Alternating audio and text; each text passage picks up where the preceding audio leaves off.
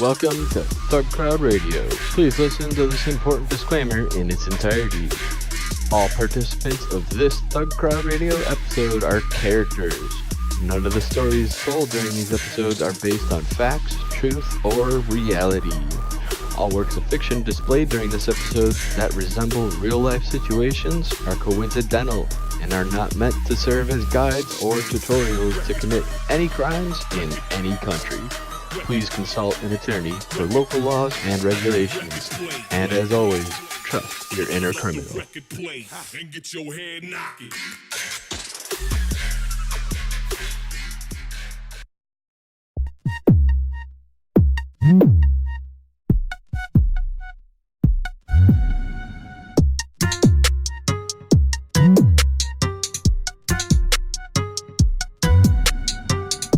So, I got an assumption to make about the whole freaking Verizon actually bandwidth limiting freaking firefighters. I bet you they were just sitting down watching YouTube.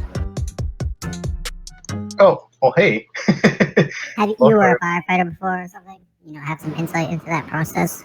Yeah, I used to be an kind of still am, I guess. But yeah, no, I've been a volunteer and did emergency response, so I can talk about that for hours if you really want me to. Well, hey, everybody. Yeah, I'd love to hear your thoughts about it. I was thinking about you when I saw this. But yeah, everybody, welcome to Thugcrowd, episode 23. We got a lot of news. We got a lot of funny stuff to share. And yeah, we'll definitely be talking to you about that one more, Pike. Sorry, I didn't know we started. Oh, it's okay. It's totally fine. We get excited. Everyone here does. But yo, hey everybody. Thanks for tuning in. We got a bit of news. The show notes, if you guys didn't see it, I'll post it again in the different stream chats. There's a broken link in there. Yeah, there is a broken link, and I will post that link in here because I didn't have a chance to update it. So when it's in the news and exploits channel, but I will put it in there when we get to it. Excellent. But yeah, so we have a bit of stuff to cover, so I guess we should just get started with the news. So one of them we saw last week was the first story on our news section, and it was about Australians who don't unlock their phones could face up to 10 years in jail. So this is a part of the Assistance and Access Bill, which we talked about last week, but it's interesting to see how it's playing out now. Yeah, it's actually not really that new, this particular thing. It's there's been some previous laws in place where basically if law enforcement could prove that you have stuff on your device, whether it be like an encrypted computer or whatever, if they were able to prove through some other method that that you knew what the key was, so they had surveillance of you unlocking the machine, and they knew that there was dirt on there, they could jail you for that already. So this is just, I guess, an extension of that. I think 10 years is a bit excessive, specifically for this, but it's pretty. I don't know. It's just we have this big. There's a big political thing going on at the moment, but just internally within the government that's currently in power, and I mean the guy who's heading up this bill is trying to undermine the prime minister basically, and TLDR, he doesn't know shit about shit, and he's making mistakes all over the place, and this is what happens when people make real bad mistakes. It seems like there's a lot of these weird, just sort of heavy-handed things that people are trying to put into place because of new technology that most people who are making laws don't seem to understand. But yeah, it's just interesting to see that that's happening out there in Australia. That's quite a long time, 10 years. Yeah, we did see in the States that a guy who locked his phone, or who didn't unlock his phone after he refused his car to be searched. Mm-hmm. The K9 unit came down, and then there were two phones and a small amount of marijuana found in his car. He decided not to unlock his phones. And when he appeared in front of a judge, they gave him 6 months. And we were like, whoa, 6 months, that's huge. That's a lot of time for not unlocking your phone. Considering that, weed is legal in a bunch of states, and there must be some reason why that happened. He's got two phones for one, so one's probably a money phone, and that's sick. that has a little bit more behind it. This is just like, oh, you're not going to unlock your phone? Oh, well, 10 years. Yeah, you might as well go kill someone. Like, if you're gonna do 10 years in jail, like, geez, don't kill someone. I don't advocate that kind of crime. We're all angry right now for obvious reasons, but yeah, don't kill people. It's bad. Yeah, it's bad. Sorry. But yeah, I was trying to respond to something real quick. So the next one that I have is kind of funny. Is the Microsoft worker gets jail time for fake FBI ransomware. So somebody had gotten caught. They were a network engineer at Microsoft, and they were making those like fake ransomware. All it did was like lock the computer. I guess it didn't even actually encrypt anything, but it would just lock the computer and say that the FBI has locked your computer unless you need to pay Bitcoin because you've been caught illegally downloading, movies or child porn or whatever. And this person who did this worked at Microsoft. Do you know if this was like a login screen disclosure? A what? Like a login screen disclosure that was happening here? No, I think it was like a pop-up. It was like a pop-up of some sort that just said like, "This is the FBI." Like you've been. Like, it didn't actually encrypt any files. It didn't do anything. It literally just froze your computer, and that was it.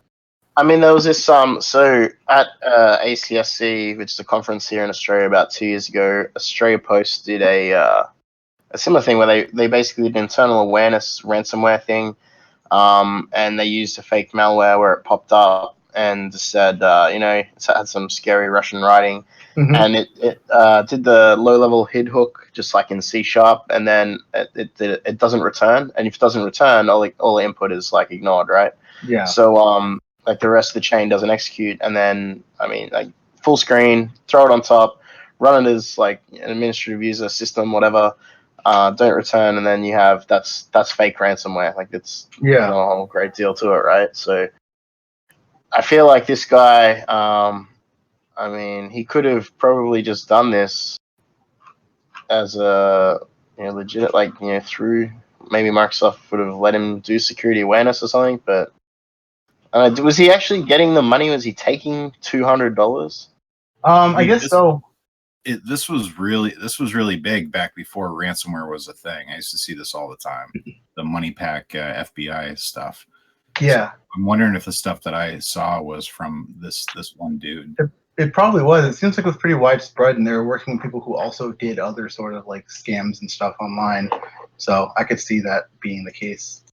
I vaguely remember this too.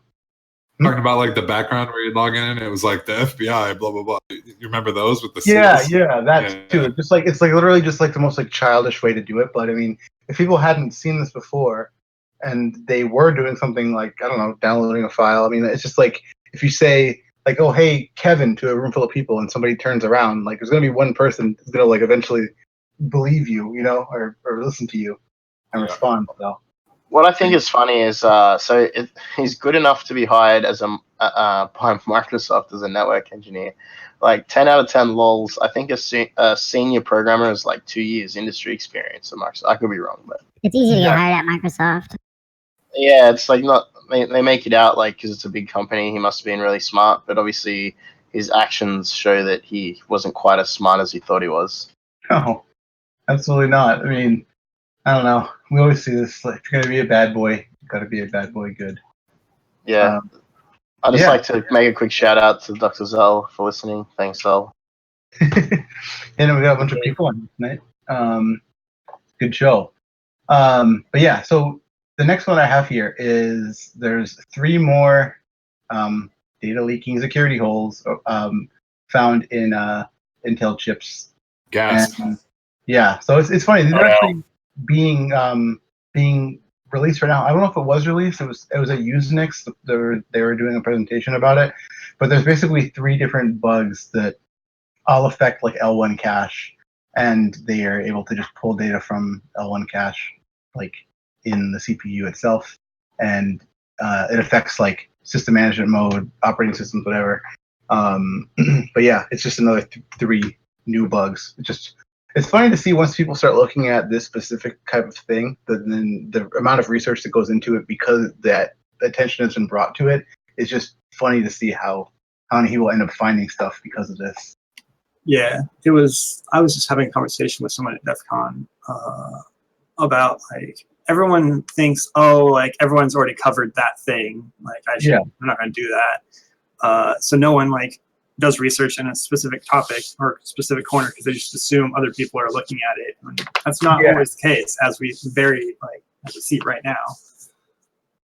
Yeah, no, definitely. I mean, I'm really excited. Actually, I was thinking about doing a stream to use Sand Sifter and that Rosenbridge tool that was released at DEF CON about the secret instructions in the like RISC chip in x86 processors, and just doing a stream on just running Sand Sifter and seeing what comes up, because it's definitely really cool. And it's cool that there's like tools now that have been developed, and yeah, there have been a couple of bugs found in specific chips that you're able to like say turn off like access protections for like page tables and stuff through those instructions.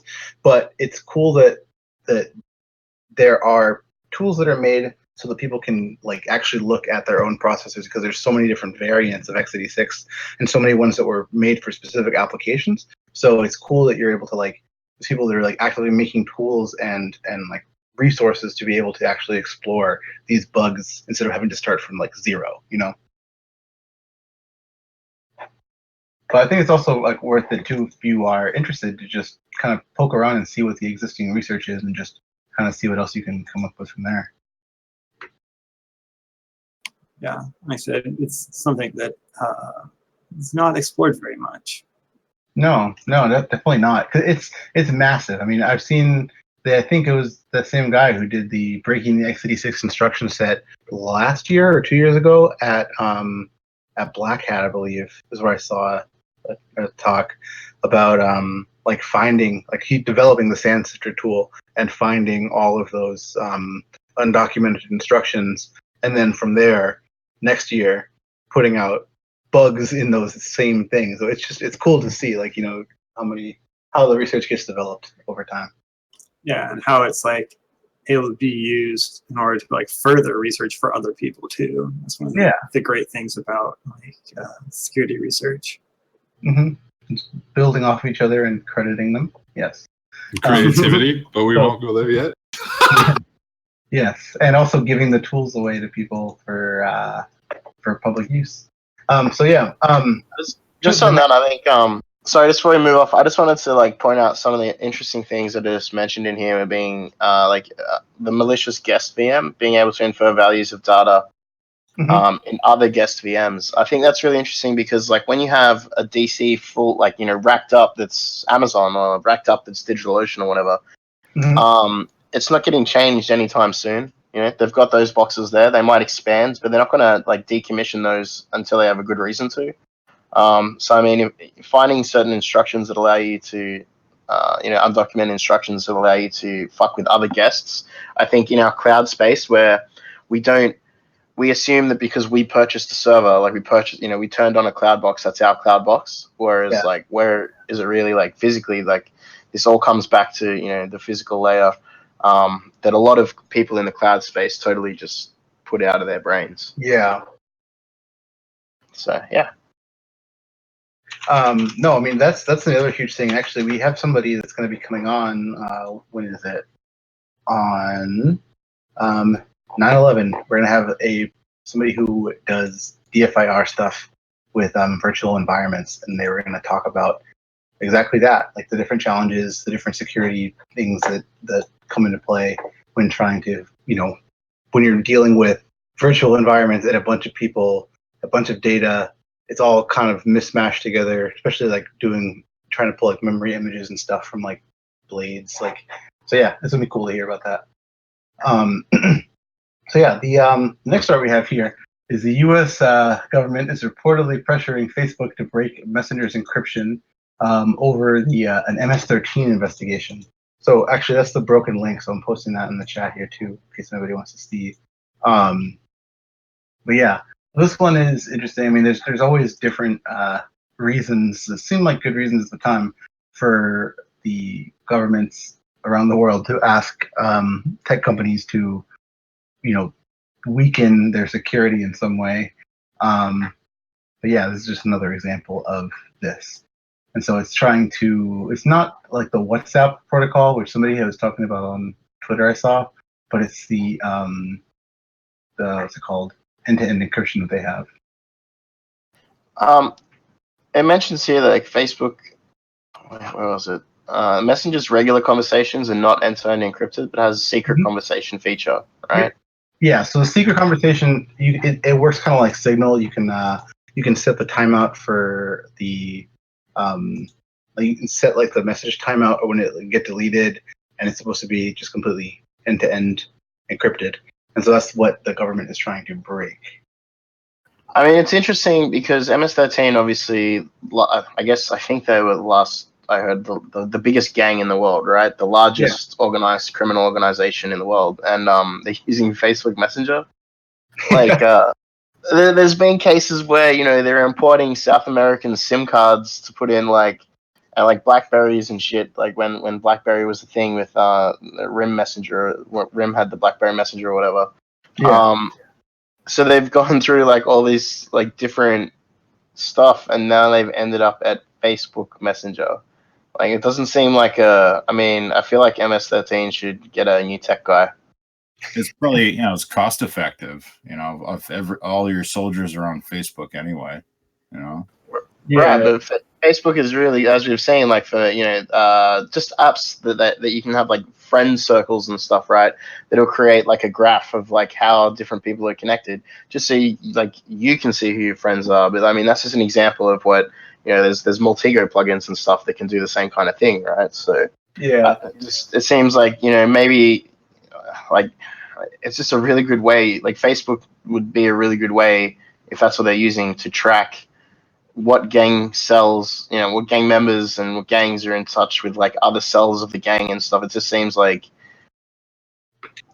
I don't know, it's that's the sort of info that Facebook would totally provide if they were asked to as well, which is interesting that they're pushing this one encryption thing, because if they are on Facebook, then it's pretty much public. I mean, I think we know that MS-13 are pretty like sophisticated when it comes to criminal activities. Like that's been sort of shown in the past. So maybe this is like a ruse. Like maybe they're like low-level street soldiers are using like the fall guys are using Facebook Messenger, and the feds are like, oh yeah, look, we've got them now, boys. Yeah. Well, I mean, I think it's just another one. Like they found some other reason to try to get into some sort of encryption, or some sort of encrypted app somewhere. I mean, if they can, the problem is it's about setting precedents. Like it's if they can coerce a company into unlocking their encrypted messenger, then they can like force any company to do that. It's just a matter. They have to just. And it's always like, it puts the company when the government like pushing this kind of thing. Yeah. Puts the company in like, oh no, we're protecting MS-13. Like that's what your like statement has to be to the public. Yeah. It's not a coincidence that this is a Mexican gang. I think aren't they Ecuadorian? No, they're all over Central America. But yeah, no, I mean, it's definitely just another boogeyman and person to use as a way to, garner support for weakening encryption. Same with the San Bernardino people. Like there's a million ways to get around that. They proved it by I think Celebrate that unlocked the phone for them. Like there's ways around a lot of different things without having to just do that. That's like I don't know. It's like the most extreme solution. Yeah, this is one of the things that was brought up in the Australian bill was that they wouldn't introduce any systemic ways to break encryption, whereas the FBI is straight up asking put in a systemic way for us to break everybody's encryption. Again, same arguments we saw with iPhones, arguments we saw with all kinds of different shit. So Well, it's funny the timing of this too, as in, like there's that news story about that Australian teenager who like broke into Apple, and it's like, wow, if there was some encryption backdoor hiding on Apple servers, boy, that could have been really easy to get. Right. Exactly. Yeah. So the next thing that we have on our list here is pretty cool, actually. Wish I knew about this on Saturday, where there's the new turning tables technique that bypasses all Windows kernel protection and mitigations. So this was presented at B-Sides Las Vegas, and this is what's it called? A way to basically corrupt some shared page tables and be able to access that. We can just be able to like escalate privileges through that. So yeah, pretty interesting. Is there a Metasploit module yet? That's all we care about. We'll probably very, very soon, I would suppose. I mean, this will be in local multi-escalate. But yeah, this is interesting though. I want to watch this talk. I just saw this, like, I think today. I added this. But yeah, it's basically like, I don't know, like DLL poisoning, but like in memory. Pretty much, it seems like if you're poisoning shared libraries in memory. So yeah, it's pretty sweet. Yeah, there was a talk I saw at Ruxman a few weeks ago, like a little thing here, where one method was like loading a library a second time in your own space to like find the offsets and then use them against like stuff that was loaded in memory by other processes as well. So yeah, I mean that seems like that would similar stuff in here as well. There's all Windows internals. I don't know shit about Windows internals. I'm sorry, guys. What I think is interesting is like this is only everything that's presented here is just desktop level. If you're dealing with like sensitive information, you wouldn't be, dealing with that locally or on a user machine. So it's just funky. Yeah, I mean it's like new research, so I'm interested in seeing how it's actually leveraged in the wild. Yeah. But still cool. That's sweet. They already got videos up though. Were you guys at like 6 months for DEF CON videos? Were you guys at B-Sides Las Vegas? Did anybody go? I did not. No, sorry. Nope. I think everyone was there. I think we were all just drinking on our own.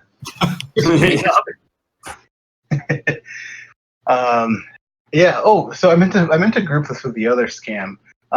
So there's the next story that we have is the people who made $500,000 by extorting people and pretending that they saw them watch porn.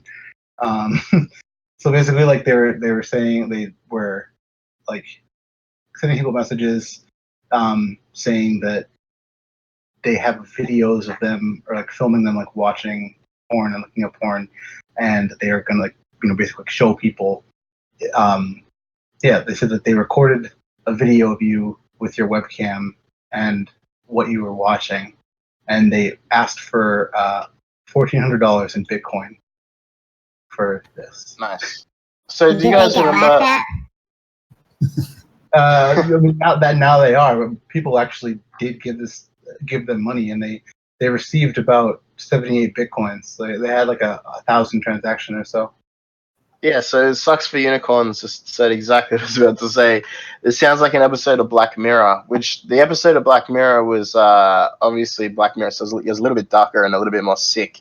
But basically the same concept. The episode starts off this exact way. And yeah, like I guess Dan said it, like don't be, if you don't have anything to be ashamed of, then whatever.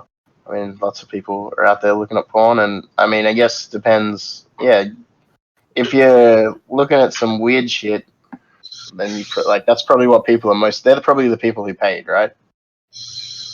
Yeah.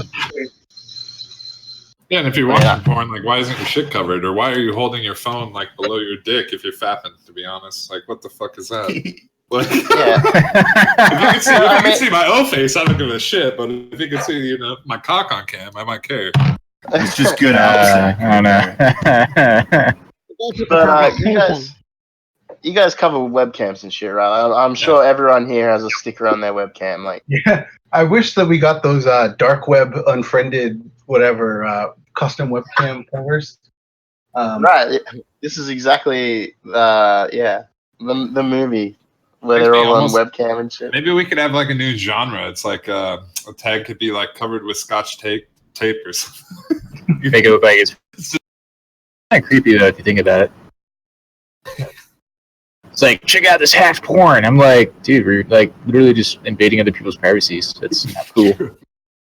Yeah. It's like those Japanese somethings. Okay, I'm going to stop there because I'm just going to go ahead and actually reveal too much information about myself. I got a funny little story. There was a guy that I went to school with, and we caught him one time, and he was looking at MILF porn, right? Like, sort of like, 45-plus-year-old women porn, and we were like, and we're in high school, and it was like, oh lol, you like, I don't even know if he knows this, but then he ended up marrying a chick like twice our age, like, I think sometime near the end of after the end of high school, which is like hilarious. Like, Dad, it all if you know came his around money, again. what are you talking about? We had 10 years left. Ah, yeah, whatever. I don't know. It sounds like he's better off. Good luck to him. Someone that's very secure. Before we get into some real weird shit, let's talk about the Pike. Let's No, let's not talk about weird shit anymore. We all know what I do. No, it's just we got a bunch of news to cover. So the next one, Shit. Sunday. excited Oh, wait, about. there's no more Sunday. Hold on. No more Sunday fun day. Aw. Yeah, let's talk about that. What? So yeah, there's no Sundays because we all I needed to sleep on Sunday. Most people are pretty exhausted on Sundays. We're gonna try to find some new times to do stuff, but we will see what happens. I don't know. I just needed a bit more time too because I've been hosting it all. So we're gonna figure out something. But No, I think one is good. yeah, one is definitely good for now. If we need to do Sunday, then absolutely we could. But I don't know. I feel like I'd rather focus on quality content over quantity. And yeah. I mean, we can also always like record content and release it on YouTube instead too, instead of doing it that way. Just you don't have to like have a live like you don't have to do it as a live show every single time. Yeah, we should definitely do a pre-recorded one sometime. That'd be really funny. And just have everybody. Everybody who's listening will have to guess if we're live. Yeah, we might not be live right now. Well, who knows? Twilight Zone. No, right, it so, just allows us to do it whenever and then upload it. Yeah, we'll do a poll on Twitter. That's how everything gets settled these days. The next story that we have here, though, is about Verizon throttling fire department's unlimited data during the California wildfire. So, Pike, I know that you had some. Yes, I can actually give you lots of information about that. Please do. So, pretty much what the article is running down is saying that a lot of fire departments actually they have like the jetpacks or they use like data off their work cell phones to pretty much actually do work and stuff like that. Mm-hmm. So OES, short for Office of Emergency Management, that's California's kind of like joint venture with like surrounding fire departments. I mean, the office supplies a fire engine, they go respond to wildfires, but the most majority of what they do is kind of structure protection and then also like medical stuff. So if there's like a wildfire like in normal area, they'll go and camp out at like some guy's house and make sure it doesn't burn down. Just knowing firefighters, stuff like that, I bet you they were just like, oh, I'm just going to go and watch YouTube because we're sitting here all day long. But it does kind of suck when actually they do limit your bandwidth because you really kind of need that stuff to actually do work. So honestly, there's two sides to it. Yeah. So like, I have a question. Like, so during wildfires, I mean, I'm just going to assume that there's towers, like cell towers, that get knocked out due to fire, whether it's their backhaul or whether it's the tower itself. So I mean, could we be talking about like bandwidth being severely limited just due to infrastructure loss during the fire, or is it not the fire's not that big? What it was specifically like they called and Verizon said, "Nah, pay us." Oh, well, that's fucking cheap. It wasn't like because of like that. It was they said, "Nah, just keep having shit internet until you pay us money." That's rude. It's very That rude. does happen. And actually, the Verizon and like AT&T, depending on who's contracted with a given area, Verizon's more popular because it's actually more coverage into rural areas. But they'll actually take out a trailer and pretty much have a little portable e-node for cell phones and stuff like that. And they have like a high bandwidth satellite uplink, and they're pretty slick. Like they'll just fire it up into the generator, and it'll provide cell phone coverage in like a given area. That's really cool.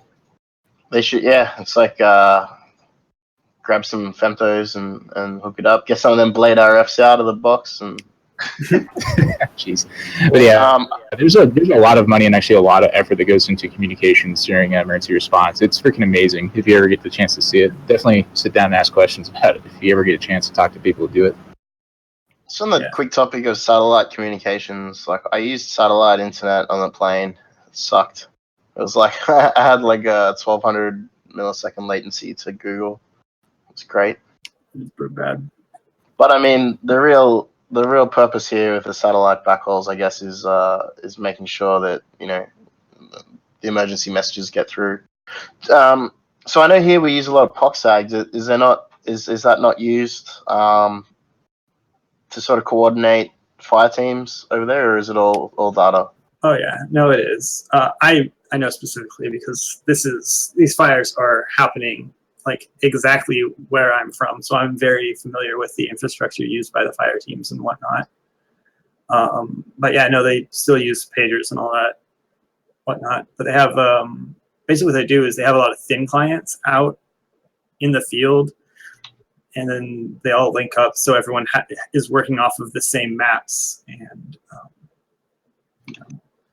you can basically have like all the same shit and resources on these like laptops on these thin clients.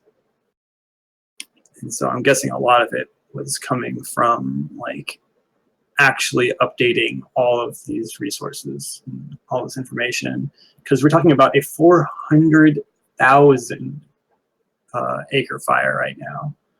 Like there's a lot of organization to be done over a size of a thing, like anything that big.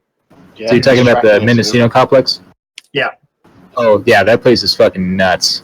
I can tell you stories about that place, but they get pretty crazy really quick. Yeah. And so I guess that either way, like it's a really shitty move by Verizon. Oh yeah, but I also have Dollars to Donuts. I'm pretty sure it's just OES fucking sitting in some guy's parking lot doing nothing. Because realistically, when you talk about big incidents and stuff like that, they literally have like a truck out there with the satellite uplink that can actually get the internet via that way. It's not like they use like porta packs and stuff like that when they're in the camps and stuff like that. They got their own infrastructure set up. Yeah, for sure. Sweet. Yeah, the next one that we have here is this group. This is actually from Joseph Cox I just saw earlier today. This group called Intrusion Truth that has been leaking Chinese APT crew members' names and like doxing them online on their blog. Yeah, it's been pretty interesting to see, just because, I mean, I don't know. It's when you're dealing with this kind of stuff, there's foreign laws that are preventing people from being able to get any information about the people that might be doing this to you. And yeah, it's interesting to see that there is a group now that is trying to actually out those people. Dude, do they have a friggin' death wish? Well, like, I mean, I don't know. This is Pooh Bear you're dealing with, right? Dude, they're gonna,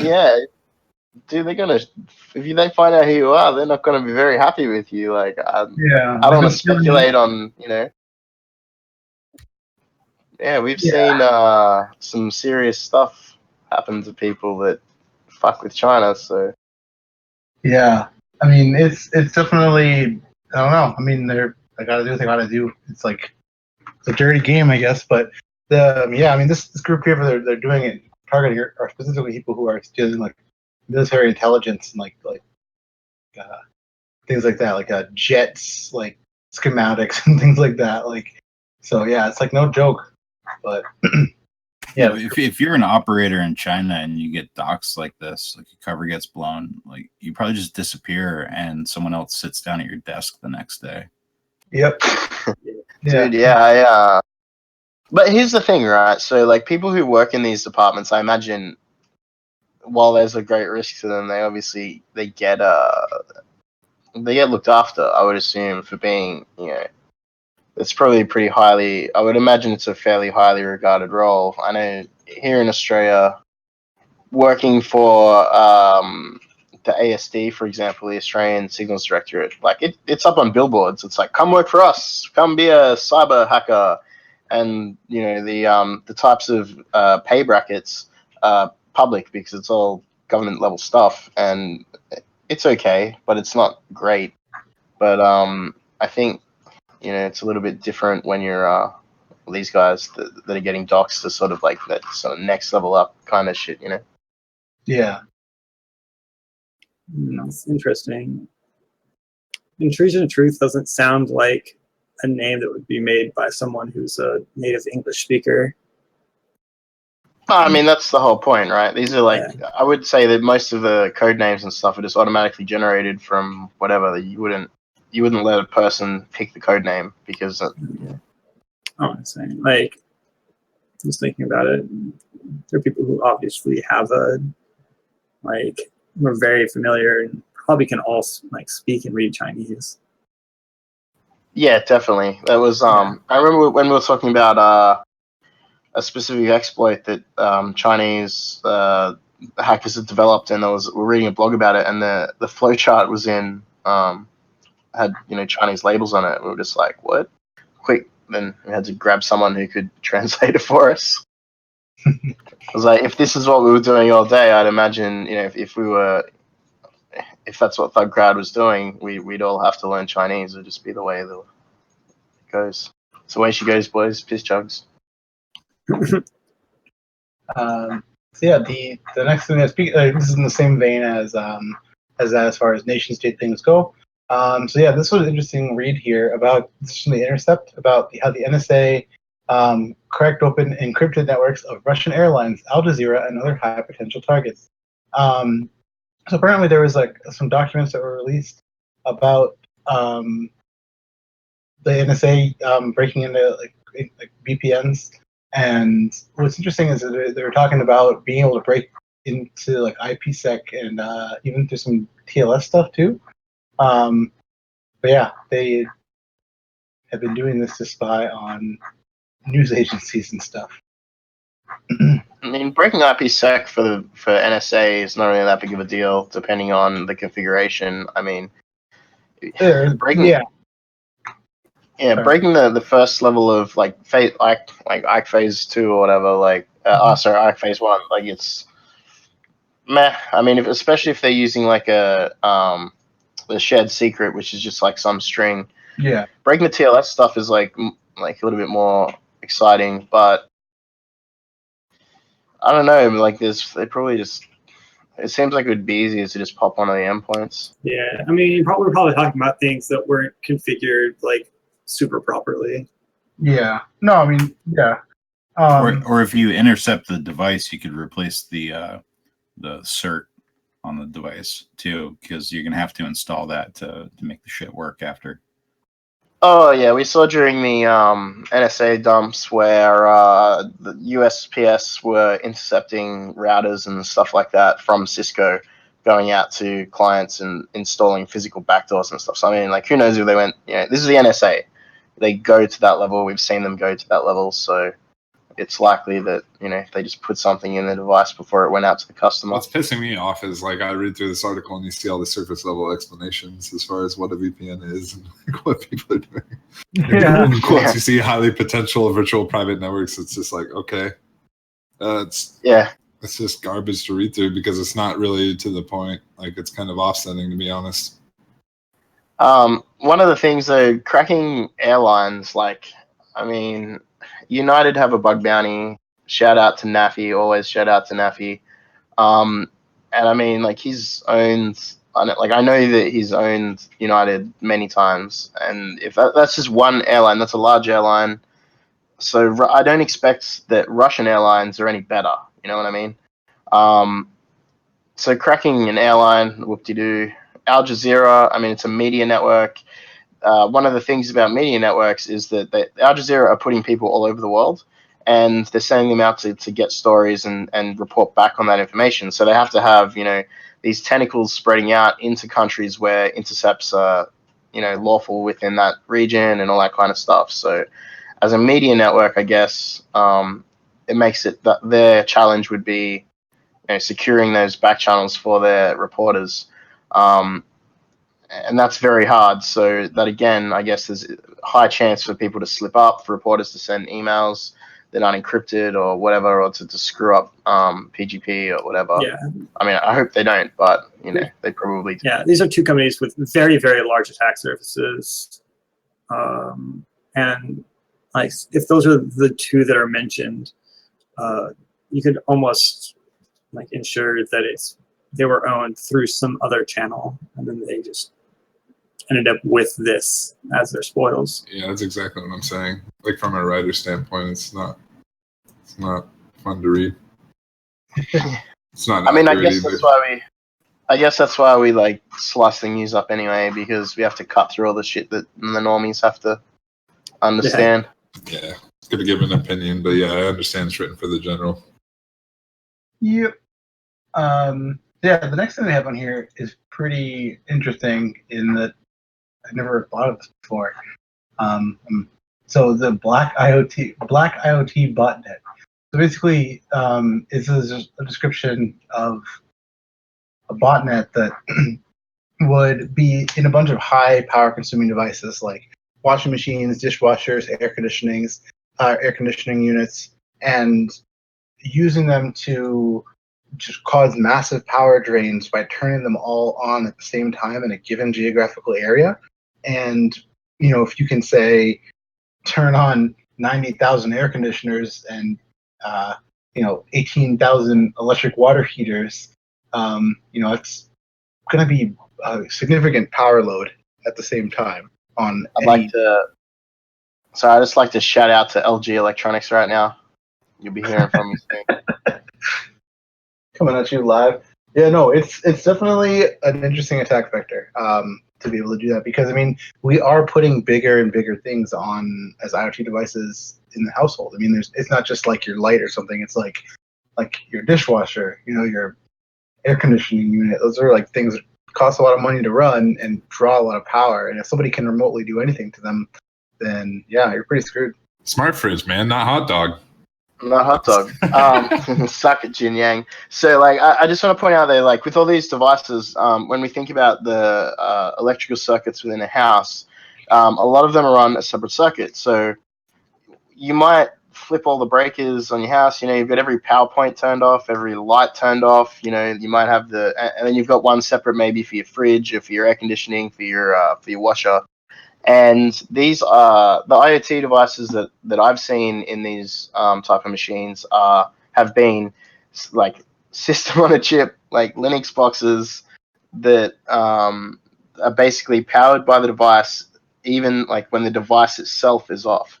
So the system on a chip is on at all times because it's used for you to connect. It connects to Wi-Fi or whatever, or NFC or whatever type you've got. I know there's different types of washers with NFC and stuff. Pressure cookers, I got a Bluetooth pressure cooker. It's pretty cool. What the? Oh, you got Don't worry. A Bluetooth pressure cooker? Yeah, I have a Bluetooth pressure cooker, but it's That's pretty How cool. many PSI is it capable of?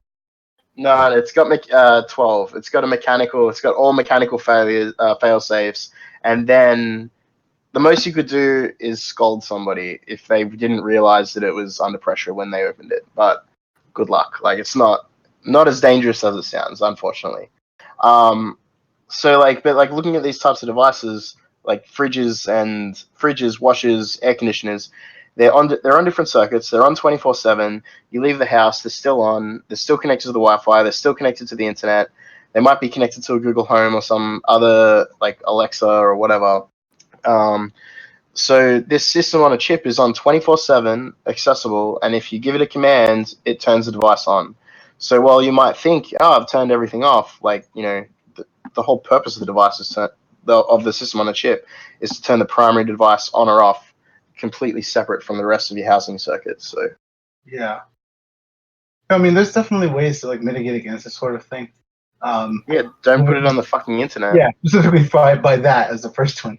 But yeah, the fail-safes and things is definitely another interesting thing to think about. Because I mean, we've seen research into tons of different stuff where if you can turn off any fail-safes or just power on something at full power, and there's no checks on that, there's nothing that's protecting itself from exploding, then it will explode. Yeah, I'd like to shout out to Shabam for owning the thermostat of a large gaming company and turning the heat up and then bricking it by accident. And leaving. Hey, what thermostat was it in the first place? It's not my story to tell that part, but yeah. It was a thermostat in a building. I believe he turned the temperature up and it was bricked afterwards, and they came in the morning and it was really hot. So, well, Pretty good. Yeah, pretty good. Yeah. So yeah, we have a bunch of good reads in our good reads section, so I suggest you check those out. A bunch of cool research talks that have come out, as well as the read about. I just like the headline. I just hacked the state election. I'm 17 and I'm not a very good hacker. Is an awesome headline and story. And there's also the Intel advisory about the bugs we saw, and then a survey about companies. A bunch of companies got hit by cryptojacking malware. But yeah, I just want to throw a one-liner in here about the PHP stream handler for the FAR, the PHP archives. Oh, yeah. Like, fucking duh. Like, we saw this with like base 64 decodes. We saw it with like all different stream handlers over the years. There's been like zlib, like a shitload that turned out like, hey, you can get code execution through this stupid stream handler, and it turns like what could be any other URL into some dumb shit. And like, who the hell put this in here? Why? Think before you act, please, PHP. Oh damn. So yeah, Zuff, do you want to get into our main topic now? Sure, man. I guess let's bite it off. Wait, what? Let's bite it off, man. All right, hell yeah. So I guess, do you want to introduce yourself a little bit to the people who are listening? What do you do? How long you been doing it, etc.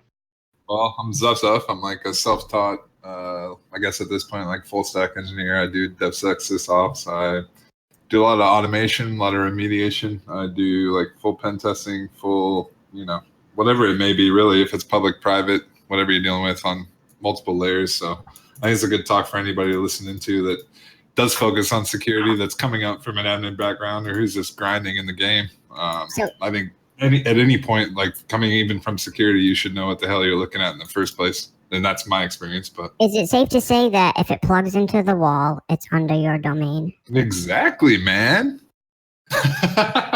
Oh yeah. Whether or not you do like on-site, off-site, split domains, whatever you're doing configuration-wise, I'm always willing to and open to questions that people have and trying to help them out. So yeah, and you have those battery-operated devices under your control as well, too, right? Oh yeah, man, all the UPSs. All right, so I guess from your standpoint, do you want to just start talking a little bit about the basics of what you do? I mean, actually, how about you tell us what defensive automation actually is? Defensive automation is being like proactive in what you're doing on every layer. So if you're doing like third party, or if you're doing patching, whether you're doing, I work specifically in the Windows world, and it's kind of self-defeating, but I deal with Unix as well and keeping that stuff up. And I do have my little one-offs here and there. That's just kind of where I came from. Like I've built hardware since I was probably like 12, 13 years old, just for gaming purposes. And ever since then, just kind of expanded on that knowledge. But I mean, as far as this stuff goes, it's at the point now where it's kind of ridiculous, and I kind of want to get into the consulting space and doing what I think's best and what I know is best from my own experience being in this for a decade. Yeah, so I guess maybe we could walk us through some of the phases of sort of planning out the defensive strategy that you're eventually going to automate. Because I feel like it's something that people talk talk shit about blue team stuff, or they talk shit about people who are just sysadmins, and they say, "Oh, those lazy sysadmins, stupid sysadmins, whatever, stupid DevOps people." But a lot of the time, stuff happens because of the way the tools are built and the way that they are configured, and even sometimes recommended to be configured in a way that is not secure. The same thing with any sorts of operating system or anything that you're bringing on. So I guess I guess we can start off with like a big scope and then narrow it down. But I guess how do you sort of approach coming on to say like a new network? If you start a new job or you're going to consult, how would you start looking at what needs to be taken care of first, and how do you go about that? Yeah, I think the most important thing is you look at the vendor tools that you're using, you look at vendor solutions that you're implementing, and you always question that in the first place. First and foremost, like you should always be digging as deep as you possibly can. But I think that from a defensive standpoint, dealing what you're dealing with and being able to, like, if you're given domain access, for instance, you should be looking at DHCP, DNS. You should see what's publicly accessible, what's private. A full inventory is like your first start for sure. And having a good grasp at that is incredible. Like if you can run a tool like, for instance, Landsweeper, which is just Unix, Mac, Windows based, it doesn't matter what stack you're looking at, you're able to scan that with creds. It doesn't matter what kind of device it is. If it's SSH only, you can always get a full list as far as what's running on that box, what version it is, when it was installed, who the last user to access it was. And from a defensive standpoint, that should be your go-to, and that should be your key to run from. Yeah. No, that's definitely good. Taking inventory is like the first thing you do, on attack or defense side. So yeah, that's awesome. Though. What was that tool again that you described? Landsweeper. It's like a full suite inventory tool, and if you have under, I think it's like 100 assets, it's totally free. You can do custom SQL reporting as well. And what I tend to do is, if there's a cumulative update or like a critical security update, I'll run custom SQL reporting against it, and I'll pull results back, and oh fuck, that's my moment to shine or push that shit out as soon as possible. Yeah. And that's the way it goes. It's more of the reactive side for sure, but if it's Patch Tuesday, there's no way to be proactive about it. So I just wanted to say, like, I've seen some stuff on your GitHub where you've written some scripts that could really help some people, but particularly around emailing logs out, like in PowerShell. Yeah. Like, can you give us some examples of some times when you would employ this to be like, hey guys, read these, like these logs need to go somewhere, read them, and then what you would recommend that people do them, what logs they should look at, and what they should do with them. Well, dealing with DevOps is a weird thing too, because you're sitting there and you're supporting developers all day. So I don't have a lot of like free time, which I tend to do at night. Like I tend to dig into my own stuff, but if you're doing DevOps, they want like the fastest results or the most, the automated process, the most secure way. So what I have written in PowerShell is a lot of like SMTP, a lot of custom SQL reporting. So you can run custom SQL query file that you might have sitting there. You can output it to simple text and you can ship it back over. I also have stuff that does that same exact thing for like custom Windows services. So if something is having an issue, you basically automate it to send it to a developer, and that developer can then look at it and give you some proactive advice or like something that you should run or something that will hopefully resolve the issue, because I work in like custom software right now. So it's definitely an ongoing game of trying to keep on top of literally everything. So do you, are there a lot of times when you see stuff that the developer does and you just like, dude, stop? Or do you just kind of have to run with, like right now, you're just kind of like running with whatever developers do and like, No, you don't run with whatever developers do. You know better than that. Yeah, I know. I just want you to tell me. No, yeah. If your security is like on a stack level, you should know what you're running. You should also be, if you're doing like custom software as a service, for sure, that should be something you proactively vuln scan. That should be something you also check for, false positives, and that should be something that's related back to developers as well as like someone who's hopefully an exec that you can rely on in the company. And you put them on that, and hopefully, that developer gets on their shit and they resolve that issue quickly, in my experience. Hey, Zuff, do you do a lot of like network, like real-time monitoring stuff, like intrusion detection, sort of like watching what's on the wire, like that sort of stuff? Of course, man. You always have to. You have to see like what people are running and what people are trying to do browser side. It's incredibly important. I think a lot of people that run into operations center jobs just tend to get almost centered on this is my duty and this is what I should do, even though it's not. Even though they should, in my opinion, they should experience way more of a full stack and what you're running and what your dependencies are and how they're upkept and how you automate, the patching or defense side of things. That seems like a whole other science to me. Being able to come up with like signatures or like anomaly detection or just like how you handle this like fire hose of data that's going back and forth or over the network. And why is that, Readme?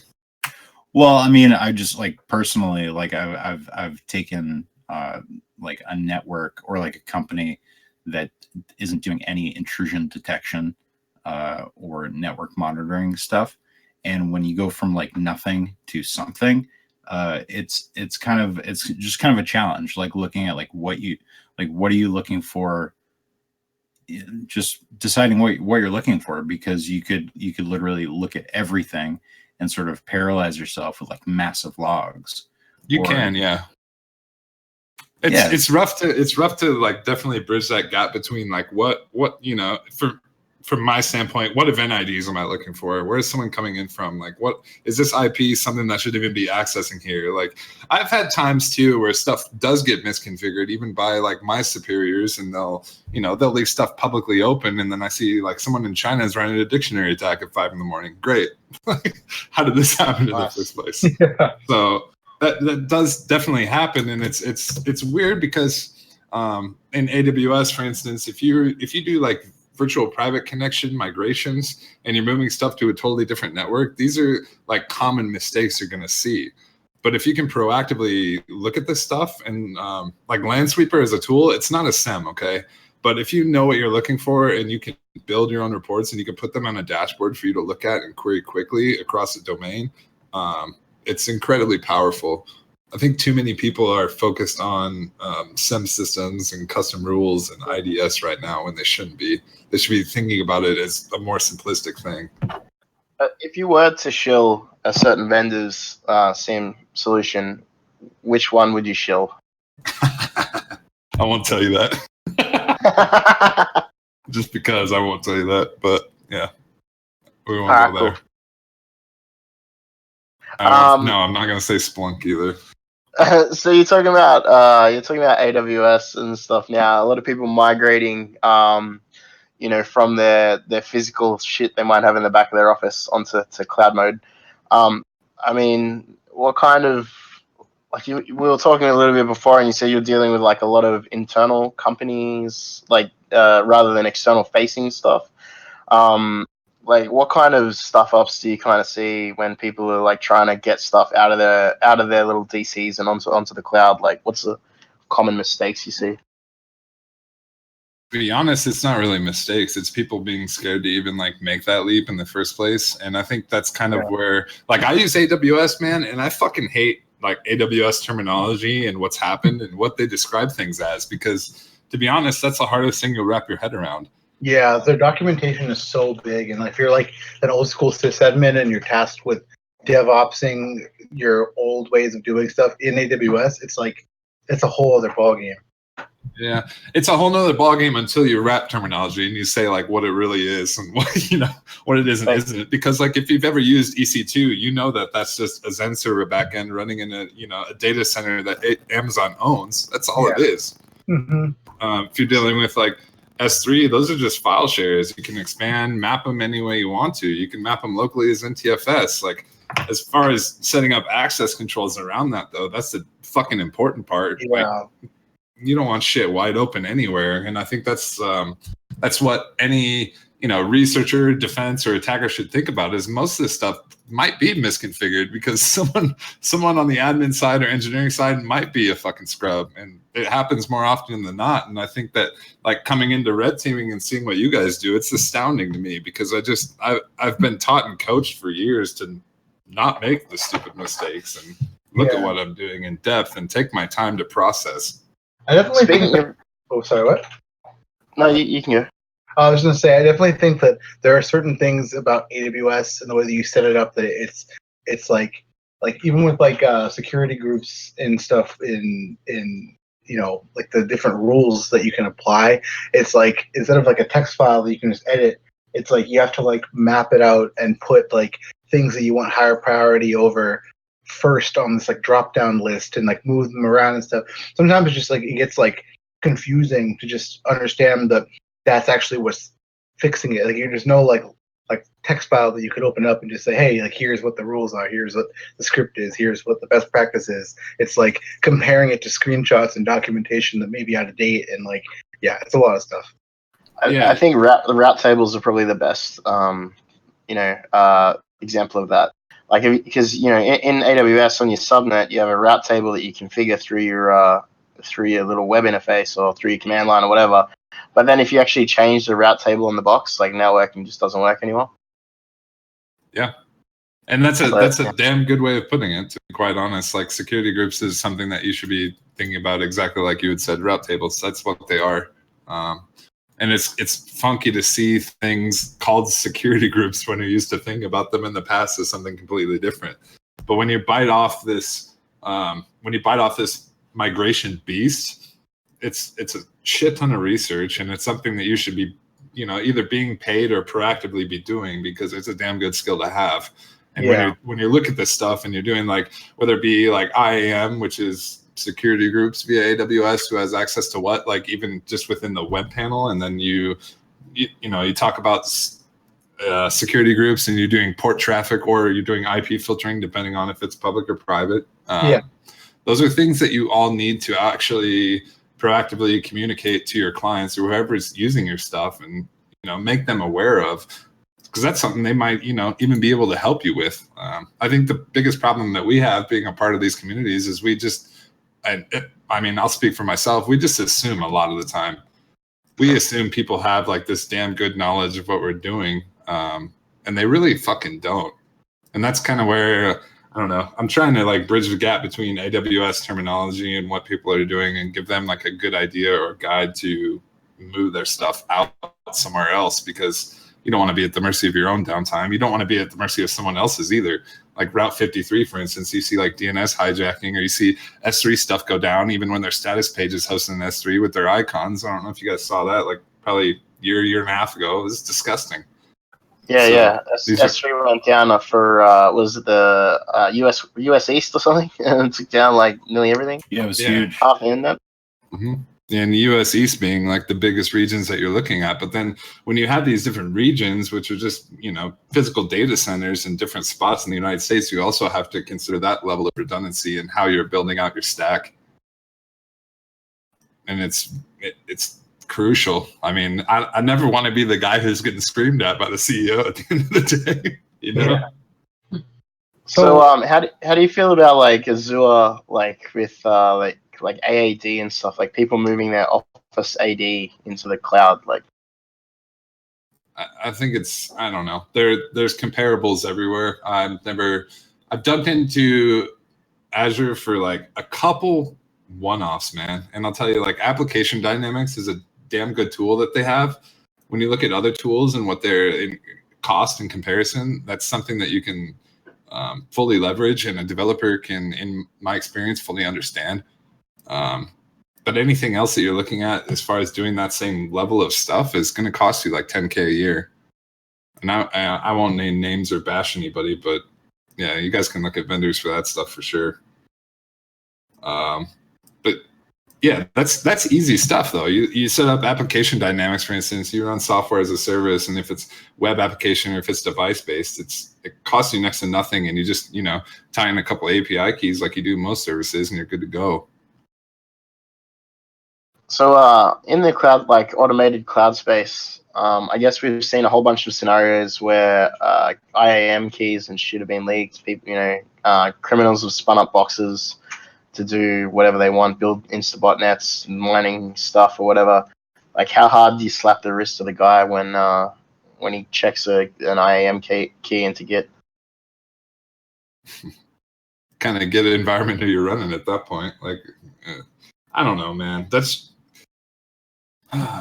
my developers don't have access. So like when you talk about access control and like what people actually should have access to and the level of knowledge you should be able to like touch user access testing or even production, there's only like at my company right now, we have 2 fucking people. Like if both of us get hit by a bus on the same day, they're fucked, man.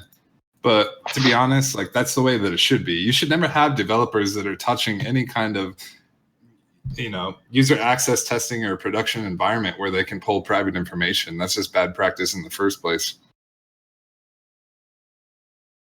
Like if they're using IAM keys and they're not set up with the proper groups, then that's, in my opinion, disgusting. And whoever set that up in the first place should be fired.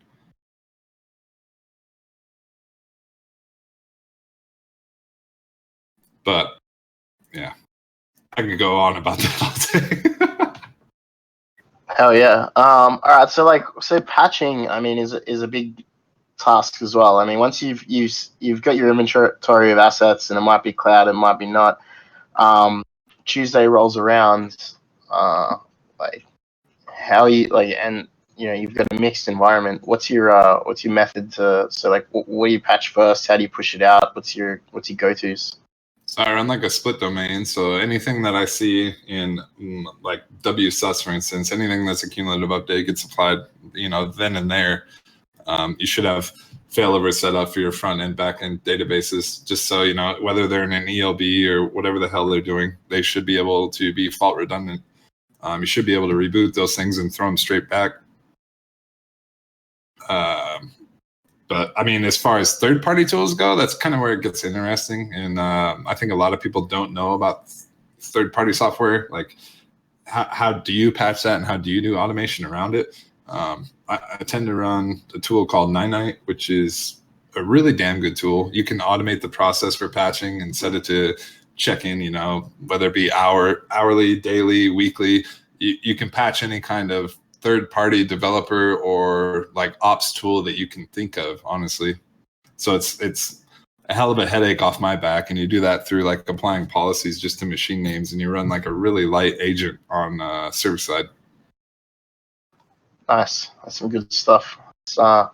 Should link that tool in the chat there for everyone listening.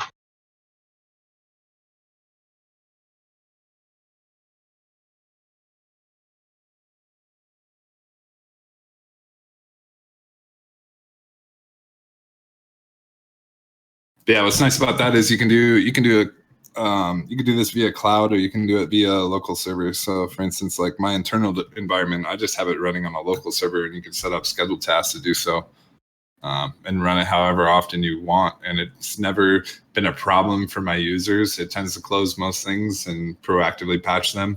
If you're in like Notepad++, for instance, though, it won't. So you need to know how to kill processes remotely if you actively want to do these things, which you can easily do with PowerShell. You can run it against a list, and you can kill everything that you want, but you also might be killing somebody's changes that's proactively working on your stuff. Yeah, I think some of the big things on there are like obviously Chrome, like Skype if people are using it for business. There's a lot of apps on there that can easily be forgotten, and a lot of people get that little icon in the top right of Chrome. It's like, you got to update Chrome now, and then 2 weeks later it's red. 3 weeks later it's still red. Well, even that, like icon trait notifications. I work in government software, so like a lot of the stuff that we're having to like use or touch is going to be like, as disgusting as it is, Java dependent, or it's going to use a Silverlight web plugin or whatever it might be, or a specific .NET version. So you have to be paying attention to it. And that's also where I was saying like Lansweeper comes in handy, because if I can run a custom SQL query and see what's outdated proactively or what hasn't touched the network in a while, yeah, it's good to pay attention to. That's really awesome. So do you manage a SOE like as well? Like, are you managing like all your assets running, like all your desktop machines? Like, have you built up a SOE and had to roll that out? Yeah, like everything that I do from like a workstation or a server perspective, yeah, Silverlight still exists. So like, if I hand you a new laptop, I'm like a new starter. I mean, what's your how do you like? And you just assume. Let's just assume I'm a moron and I like to install like LimeWire or some shit. I mean, I get my new laptop. Well, exactly right. So, what's your when you're provisioning stuff? Like, how are you preventing? What's your way to prevent me from being a douchebag? GPOs and group policies. You can do black and white listing. You can even dig this down into web browser plugins as well. But as far as that level goes, I think that's something I should definitely take time to write out, because black and white listing in a Windows domain is pretty damn powerful. And protocols as well. Like we have an on-site firewall, all right? Like I configure it to block what I know should be blocked if they're peer-to-peer ports or whatever the hell people are doing. That's just stupid. That's something that, that's another thing to look at too, is firewall logs, and however you take them in is the right way to take them in, as long as you're proactively paying attention and looking at that stuff. Yeah, nice. But I mean, as far as third-party software goes, it's something I even write in Lansweeper like custom SQL reports to just pull what's bullshit, like what I know people don't need, and then from there I just remotely uninstall it most of the time, and then I'll blacklist it and say good luck getting it back. It comes from being a dick for sure, but it comes from having a good understanding of what should and shouldn't be in your network, and especially with like peer-to-peer traffic and torrenting, you're asking to get fucked. Yeah, I think one of my two things I dislike seeing on a network is Dropbox and Spotify. It's just noisy as hell, right? And Dropbox is really bad, especially with like the gen gap, and these old fucks who just think, oh, it's great, like I can just share whatever I need to across blah blah blah. And it's fucking like, no, you shouldn't fucking do that. Fuck you. We're doing this the hard way. Sorry, but this is the way it should be. Yeah, it's just like stop all that multicast, just like eating everything up. Yeah. Actually, I wonder about Dropbox if they have like a local solution where you got 1,000 people using Dropbox. Did they even offer something like a local server that can handle that shit? So you're not syncing 1,000, MP3s from the internet. Do they do that with OneDrive? I mean, it's called a NAS. Yeah, I get it, but they do Dropbox will sync across the network. Yeah, and so if you've got like if everyone's sharing across the network, that's what all that multicast traffic is. It's basically beaconing, I'm this Dropbox and I'm really fucking annoying, even if no one else is running it. Yep. So since we're talking about NASs and stuff, like let's talk about backups. That's one of the pillars of information security. Yeah. Right? Yeah, no, it is. It is. And go ahead, Remy. Sorry. No, I'm just curious to get your perspective. If you're running, partly in the cloud, partly on site and stuff, backups are just expensive, and there's a calculation you have to do for like how much, how much you save, for how long, how much it costs. Can you share any wisdom about your how do you feel about backups? So backups, the first thing you should be thinking about is if your building burns down, how the hell do you get back up and running internally, even if they are lesser environments than what you're doing? I tend to use Veeam like VNR, and I do encrypted backups over a VPN. It's a straight point-to-point to AWS. They're fully encrypted backups when they leave. They're encrypted while they're there. But you're also able to easily spin those up via EC2 and join them to a fresh domain or to your domain controllers if you spin those up first. But it's definitely an interesting thing. It's like, I never would have thought of what if the building burns down, but it's incredible how easy that stuff is made through SAN solutions and shipping that stuff off encrypted, and then being able to click a couple buttons, grab your backup, and spin it back up within a cloud environment. Yeah. So, go ahead. No, let's stick on backups for a while. I was just gonna keep moving. Yeah. So, backups are interesting because it's just sort of a money sink until you need a backup. You get hit with ransomware. or something. And so do you have to split it up like on site, off site, and stuff, right? And you're backing up like full virtual machines off site with Veeam like that, fully encrypted to the cloud? Yep.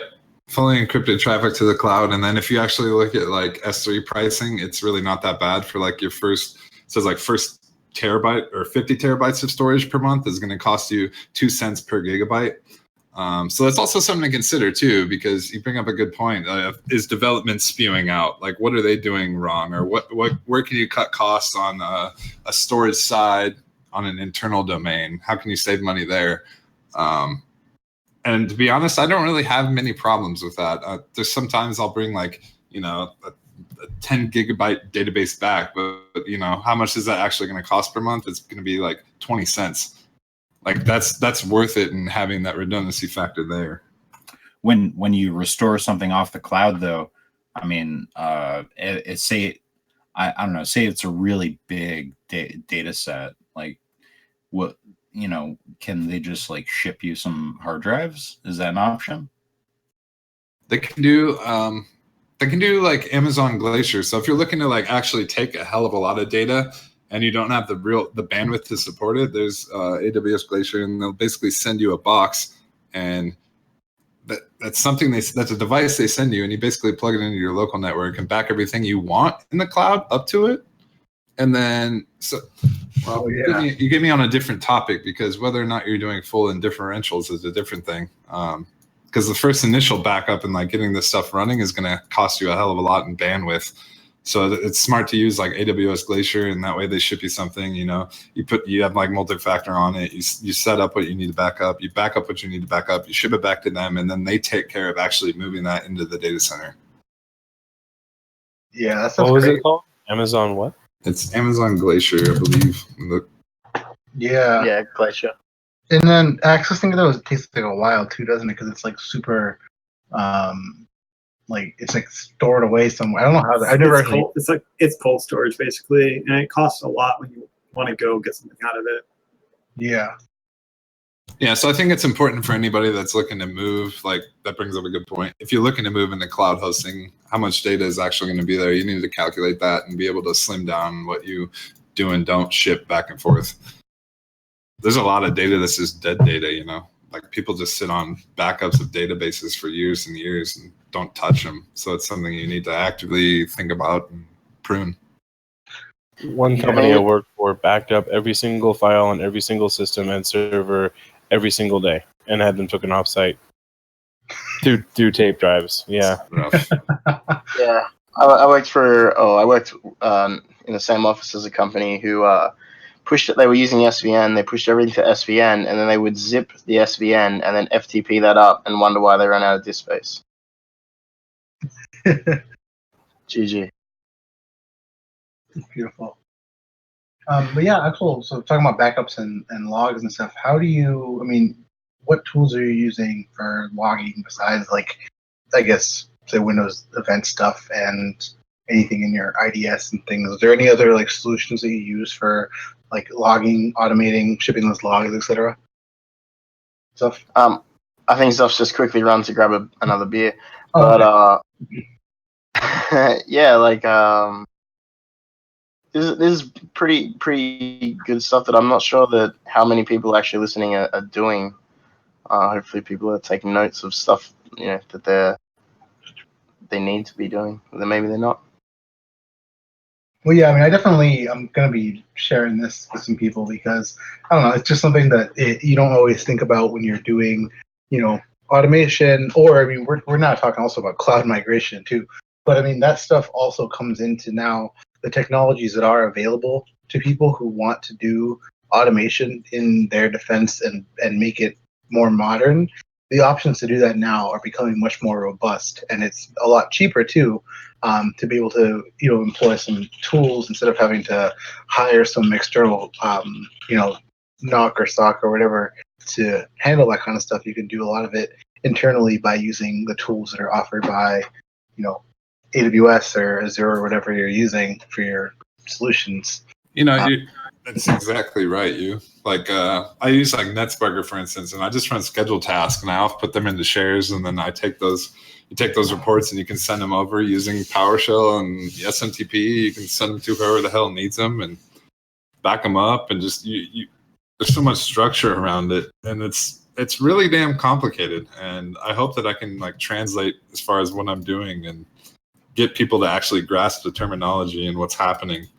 Because like I was saying, I think that's like the biggest gap. And I think going to an AWS conference isn't even really, isn't something companies actually want to pay for, because like I'm going to reInvent in November, and it's gonna be about $2,000 a ticket going back to Vegas again. But yeah. I feel sorry for you, dude. Yeah, thanks. I didn't gamble much, so last time we were there, I spent like $20 at DEF CON. I was good with it. The rest was on drinks. I won't talk about that price, but yeah, that's cool though. Oh, so yeah, on the topic of like say like logging and just handling all this data, as we said, we were talking about this a little bit before. But when we were talking about backups and everything too, like how do you like log sanely? Because that's the big thing is people will, for compliance purposes or for some random IT managers like obsessive compulsive hoarding, somebody might be handling and shipping a bunch of logs, but what kind of tools and solutions are you using to sort of manage those kind of things? Because they are useful if you need to, trace back an intrusion at some point. But like, how many is too many, etc. Right. There's like elk stacks. You can run elk stack, and it's actually highly scalable. So you can run like Elasticsearch. It's Elasticsearch, Logi, and Kubernetes. And that's been really effective for me. And it doesn't take much hardware to do so either. But that's a damn good way to keep history and, a good record of everything that's happened. And if you're not proactively looking at it, like I was saying, through like Lansweeper, and you're not checking events on the daily, that's a good remediation automation tool to be able to dig back. Yeah. So do you have like cool visualizations too if you're using the elk stack? Yeah. So what the hell was this tool? Yeah, of course. Grafana was the other one. I have to think about this for a second. Yeah, so there's like on top of Kibana, like Logstash and Kibana, there's like Grafana and some other things as well. Grafana is the other one I was thinking about, and like time-sensitive databases and doing influx and setting up. If you're blending Linux and Windows stacks, that's a damn good tool for it. There's a lot that you can just pull in visual in real time and present. Like, the good idea is having something like, if you're working for a software as a service, it's smart to have something on the dev floor, right? That people can easily reference or look at and see what's going on. That way, you're not the only one looking on 4 to 5 monitors. There's also people that are keeping an eye maybe on it on the day-to-day for you to say like, why is this spiking or why is this happening? And then that gets into another topic where I use a lot of PowerShell to do remediation server side. If we push something out to prod and it hasn't been load tested, for instance, I'll write something around that to, whether it's recycle an API or whatever the hell it might be. Like I do that stuff. So it's almost a self-healing autonomous service. So you do that with like OpsView, and you can do event handlers there, and you can do them in Bash and PowerShell, which are basically both your system languages, and you can take advantage of it as well. And you can log every time that this does happen. And being able to present that every time this does happen, then if you don't have effective logging in your software products, gives devs something to reference back to as far as a specific date and timestamp. Cool. So have you done a lot with like containers are like the hot topic? I mean, they have been for a while. Like I'm not a container fan, but I'm not either. yeah, no, like I mean, have you had to deal with them being not a container fan? Yeah, I mean, like I've messed around on my own to just dig into Docker a little bit and see like what happens there. But to be honest, I think that has a hell of a lot of pruning to go through and a lot of maturity as far as what's posted where, why, and when. Because a lot of these references that are pulling stuff even from like Docker stores have infections within them. They're just outdated pieces of shit. So if you're not setting them up from scratch, I don't think it's a good idea for anyone to dig into right now. Oh yeah. Yeah, no, I mean that's the other thing too, as far as just being able to automate defense and everything. But then there are just at the core certain things like Docker images in certain cases are insecure by the way that they're deployed. Same with any tools in general to being deployed stock. But yeah, that's a big thing. So I guess what are some of the? Hold on, I have some notes here. We kind of covered and jumped around. So when we're talking about like legacy stuff, you're talking about Windows specifically. I'm really interested in hearing your opinions on like legacy Windows applications that might be still up. Because I mean, there are companies with like MS SQL 2000 that they can't stop running because of whatever they have is still talking to it.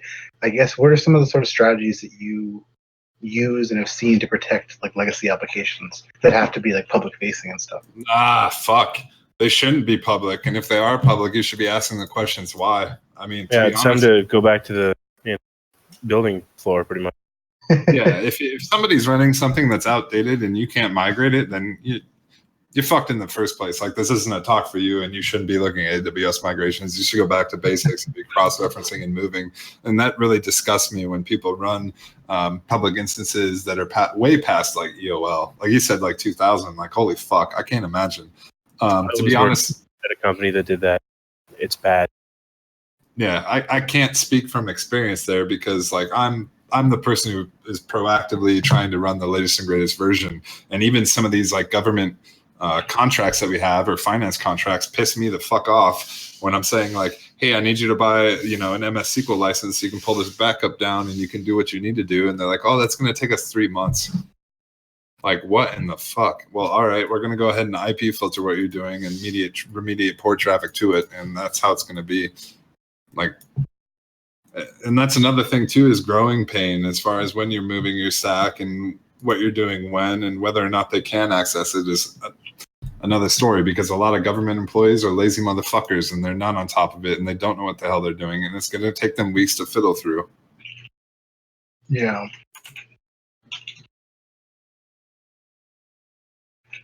But yeah, I don't deal with that because like my shit's about as good as it gets, and I think that has a lot more strength than it does weakness to us as a software as a service vendor, because we tend to like, if we need to call these people and we need to help them set up an instance, we will do so.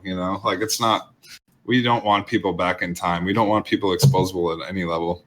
So if they can get access to a database backup that's running on an older version of SQL, like, what good is that if someone can pull that information, or if their endpoint production isn't up to snuff? Yeah. So now, with the stuff that you might be, I saw some stuff you were working with, some snippets from Twitter earlier with using like Botto, like Amazon or AWS Python library. What sort of stuff do you do as far as deployment, and like, do you do any hardening in what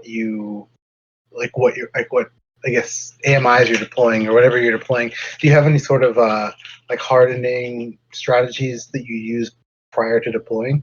Yeah, like AMIs, for instance. If you set up an AMI is basically an image of an operating system. So you're capturing it at that point in time, and you're spinning it back up, and you can replicate it or clone it. So when you're doing that, you also need to think about how old this clone or this image is, and what steps you need to take to get it up to par. And that's the thing a lot of people don't think about. A lot of people just push something and make it publicly accessible for redundancy reasons, or whether they're in a hurry. But what I do a lot of the time is I'll have a couple ports open that just tunnel back to my public IP on site. So like, I'm the only person proactively accessing this. If it needs to be patched, it needs to be patched. If I need to patch it, update it, and then recapture the AMI, I do so.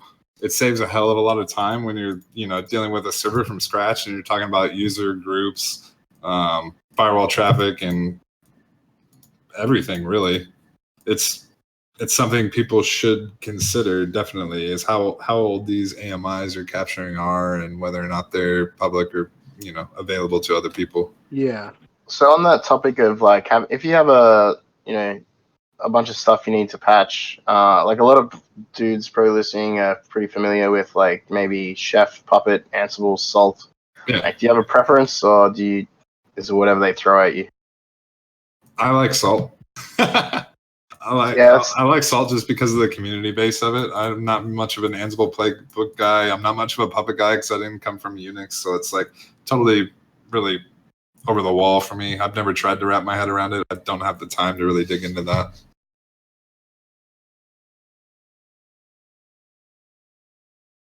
Do you end up using it? Like, is it become a big part now? Like, because I mean, these are a lot of technologies a lot of people talk about, but I mean, when I think about like say just Ansible's something I'm familiar with, like I think about it as a magic SSH like bash script. SSHs into a box and runs some stuff.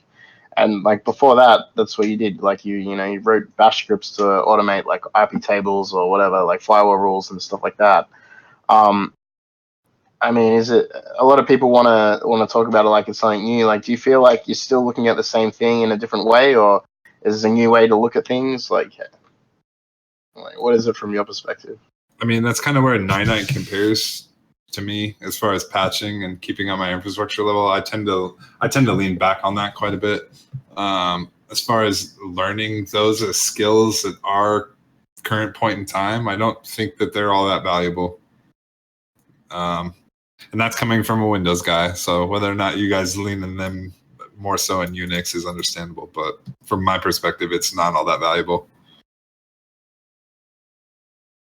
Yeah, I guess you've got a lot of like SACM and stuff like that as well, group policies and stuff to back you up. Whereas, like a lot of time when there's a bunch of Linux boxes, they're not part of a domain like you'll find, in a Windows environment. So, well, even I like guess that's where the gap is. Even SCCM, you can break down and get even cheaper these days. Like even if you're running multiple solutions, they're probably going to be more effective and less of a pain in the ass than SCCM. I've walked into jobs and they're like, we want you to strip SCCM out on every level. Like, please get rid of this and please implement multiple layers to deal with the same issue. And they've been cheaper from a licensing standpoint. So nice. So what are some of the do you have any horror stories, I guess, about things that you might have walked in on and worked on, and ways that you were able to sort of address those challenges? Well, I mean, I could tell you some low-level bullshit, but yeah, we can go there. Like, I don't know, dealing with publicly accessible CMSs is always a problem for people, and I've never really understood it. But I walked into this job and they had been hacked like 6 months ago on a bunch of their public sites, and it's like, well, what did you have proactively in place? How often was this person checking them, and how strict were they on doing so? Like WordPress is fucking disgusting. I know we hate it from a security perspective from PHP. As far as running in the stack, it's gross. It's something you have to not constantly, but proactively move to a newer version and remediate. But even from there, like, what plugins are you running? How many plugins are you running? How smart's your marketing person? Can they actually code front ends, or are they dumb as all shit? And that happens a lot of places too. So in order to automate that or remediate it, I run management tools. So I'll tie in, using an API agent, tie into a dashboard and be able to like proactively patch massive amounts of publicly accessible sites on the fly. And that's another thing you should pay attention to if you're running plugin level or you're running core level. There's been a hell of a lot of core level in the past year and a half that I've seen that makes me want to throw up, but it's still something we have to run because I'm not going to be the person who bites off the front end code. I've got enough shit to do. That's kind of where I'm at. Understaffed and undervalued, as it were. Yeah, absolutely. Build Yeah, I cheap mean, and everything fast is and headed to the landfill. everybody's happy when everything works, but the second something doesn't, it's your fault, right? Oh yeah. And even if you try to explain it to them technically, they won't understand you. Just buck the fuck up or get out. But yeah, I don't know. I'm trying to like write a pretty big piece of documentation. I don't know that we'll really have time to like cover a lot of this stuff as far as how I run it or why, but I think that I'm going to contribute something to the SecJuice that's going to be worth reading, and it's going to have a lot of terminology translation and hopefully be the simplistic thing people can look at it as far as proactively moving to the cloud and what they should be doing and why beforehand. Nice. Oh, that's awesome. That's good stuff. Is there anything that we didn't ask you or cover that you would like to cover? We have 30 minutes, so we can go however long you want. Well, maybe is there anyone in the Twitch chat that has a question or on Twitter? Yeah, I'm open to that. With everything, I got a question. If you guys care. Yeah. So with everything moving to the cloud and with all these processor level exploits, isn't it something we should be steering away from if we value our own intellectual property? Well, it depends on how often or how proactive the vendor is at remediating the issues. So that's a damn good point. Like I was saying earlier, AWS is running on Zen server. As far as what hardware they're running, I can't really dig into that on an inventory perspective. But like Amazon, for instance, I'm pretty sure that this is, security is their main focus. So if there's something released or if there's something being poked at, they're poking at it as well. I can't think of a company that would do more as far as a security perspective that's also a cloud provider. And yeah, that's personally, but the stuff's pretty fault redundant. And I say pretty because there might be a breach soon. There always might be a breach soon there, right? Mm-hmm. And if there is, it's all gone, isn't it? Like, it's really high stakes then. Yeah, for sure. I think that if you get to that point or you get to that layer in the first place, it's definitely a big issue for that company. And then you start looking at alternatives. Jack has a question saying, is there anything that any sort of open source automation tools that you could use in a VM lab to like play around and improve, I guess, your skill set? Because I mean, this is something to like build, but as people are trying to learn this stuff, is there anything that they can use? Any repos, like any good? You're talking about PowerShell scripts. Like, are there any like good repos for that kind of stuff or stuff to play with? Well, my repos are pretty good. I don't know if you can mess around with this stuff. I also have like a write-up that was just like on my personal blog for domain controller setup. And if you can set up a domain controller, then you can set up a mail server. You can set up a front and back end server. You can just tie it all in. And from there, like it's a matter of what you're running. Like I was saying, Landsweeper for 100 assets is free. So you can run that too. You can do Ninite. I don't know how effective you can run Ninite without a purchase license, but these are all reputable vendors that I pay for now for a reason. They save me damn good time. So these are it's start from scratch and set up your lab and then go from there. I think if anybody doesn't have a lab in this industry, they definitely should be poking and patching all the things you possibly can. As far as open source though, it's been a while. Like if you would have asked me 3 or 4 years ago, I would have had a long list for you. Yeah. So that's a good question, Mike. Right? We just mentioned Puppet and Chef and those other kinds of solutions that automate maintenance of Linux systems. Those are, I think, relevant to his question. So, like, you mentioned you've been doing this for a while. Like how long are we talking? 10 years. How long is you? 10 years of self-taught bullshit. You got a 10-year long gray beard. Yep. You can set up NetSparker as a trial license, and you can talk to them as far as what you do and don't want to do. You can run a local software install of it, or you can do a cloud-hosted NetSparker as well. I recommend that if you're running anything cloud-hosted, you definitely be behind some form of multi-factor authentication. If that vendor doesn't do it in the first place, then fuck them and move on. Yeah. So we have a question from the Twitch chat. What would you, or from Nicole Beckwith, what would you tell somebody new who is trying to get into this space, as say either a sysadmin or DevOps engineer, and they want to go at this from the defensive perspective? Let's say, we kind of covered this a little bit earlier, but if you're stepping into this stuff and you're doing it, RSAT, if you're running in a Windows environment, RSAT is going to be your best fucking tool. Like I was saying, I have a personal blog about setting up domain controllers. don't use default accounts, of course. Like rename all the things you can. Use strong passwords. Use like I use a locally encrypted, but it's also backed up password database. So everything that I use is just randomly generated. They're not terms. They're not something somebody's going to have in a list. I think if you go about this from a theory perspective and from thinking about the different layers of attack, you're going to be far better off than anyone else. You don't want to just end up in a job where you're grinding and you're not learning anything. You want to have a good grasp on security to begin with. And I think that like the next generation of admins needs to just step back from, and I mean, no offense, but like step back from the security space and what's hot and flashy and think about everything on a layer. And when you're talking about layers, I'm talking about like OSI models and, you know, what's attackable where and why and how can I remediate this. As far as admin work goes, like it's really easy from a Windows perspective when you deal with when you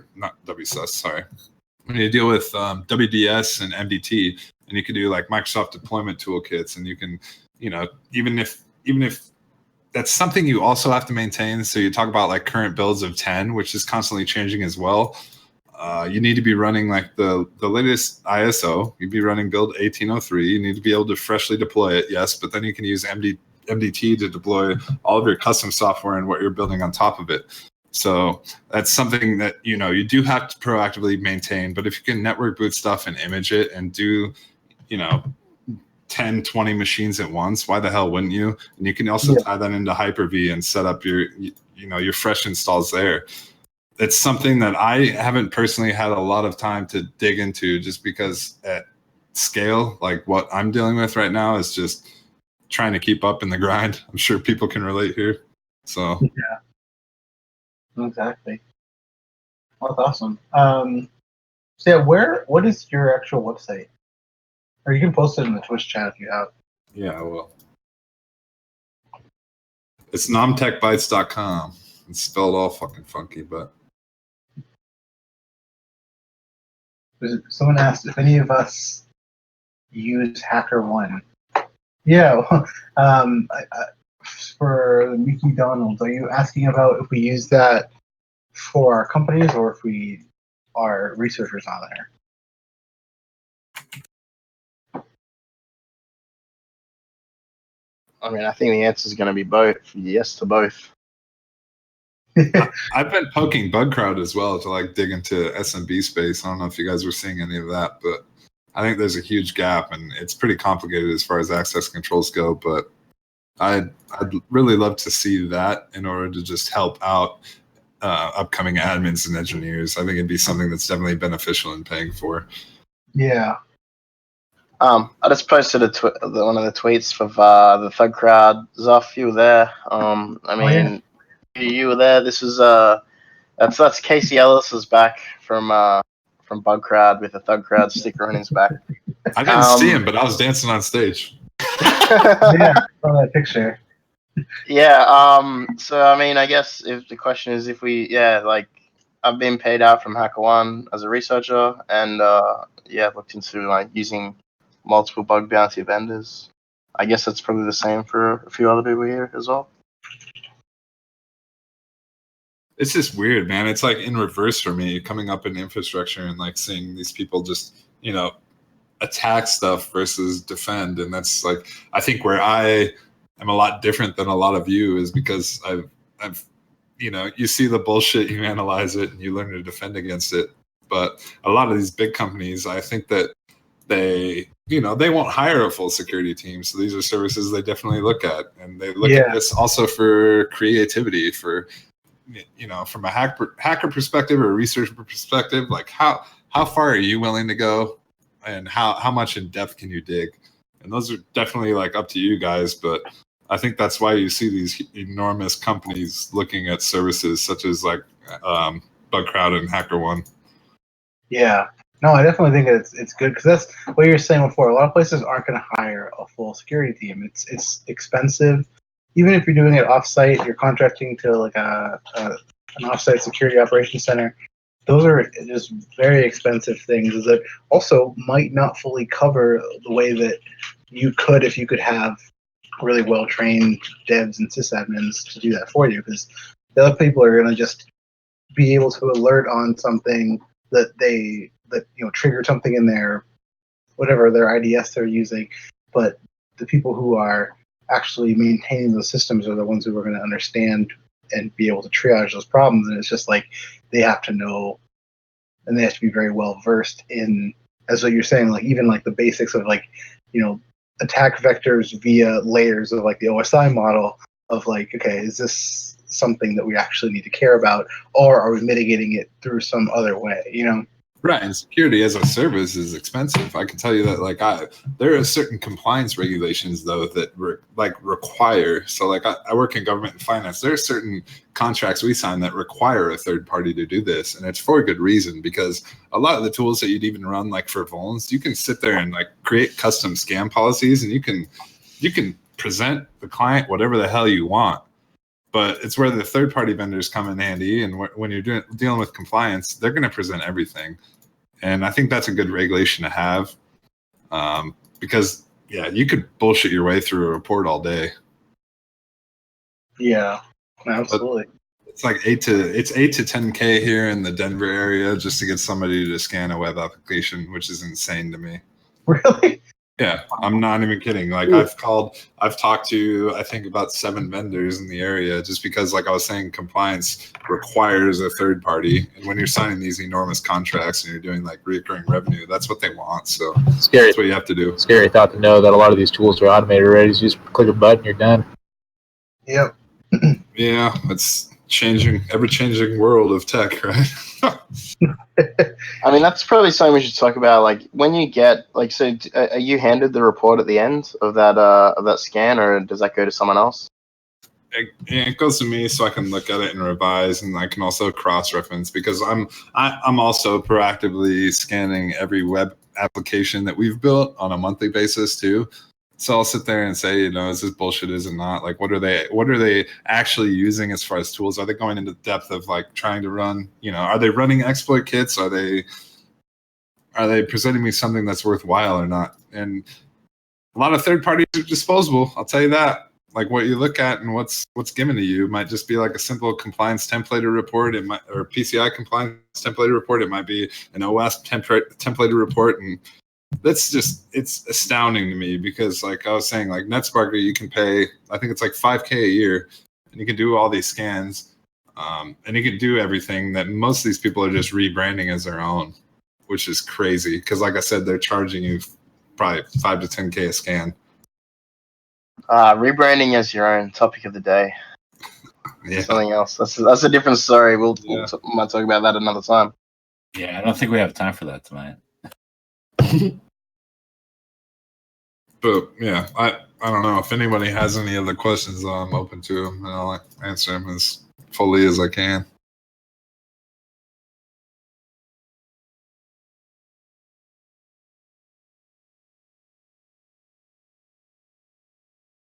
Yes, maybe we've. Sorry, I realized I was muted. I'm so sorry. I literally was just talking and realized that I was muted.